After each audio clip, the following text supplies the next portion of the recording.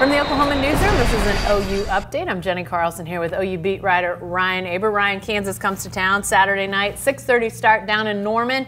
And a lot of talk about David Beaty of late because he's no longer going to be the Kansas coach after this season is over. But he's actually got some ties, interestingly, to Kyler Murray, which you almost wouldn't expect, right? Yeah, you wouldn't until you look at David Beaty's background and realize that he was Texas A&M's wide receivers coach and recruiting coordinator before he came to Kansas, and he was a big part of getting Kyler Murray to College Station right out of Allen High School.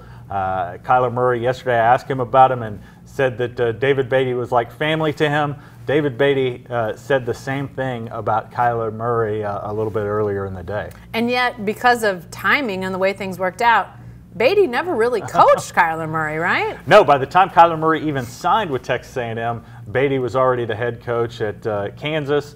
He took over the head coach, I believe it was January of 2015. Kyler Murray signed a month later. So they never crossed paths as coach and player, but David Beaty had a big part in getting Kyler Murray to Texas A&M. Can OU fans at all thank David Beaty for that? I mean, I know it obviously didn't work out at Texas A&M, but then that brought Kyler Murray to Oklahoma. Well, they can in a way. You could look at it two different ways. I mean, Kyler Murray said a couple weeks ago when Oklahoma and Texas Tech were getting ready to play that Cliff Kingsbury almost made him decide to go to Texas Tech. I imagine surely that period of time where David Beaty left gave Kyler Murray a little bit of pause, even though he knew that David Beaty wasn't going to be his position coach at College Station. But also, let's also remember that's when Lincoln Riley came aboard. Lincoln Riley made a late push for Kyler Murray as well. Obviously, we know that turned out great for both sides.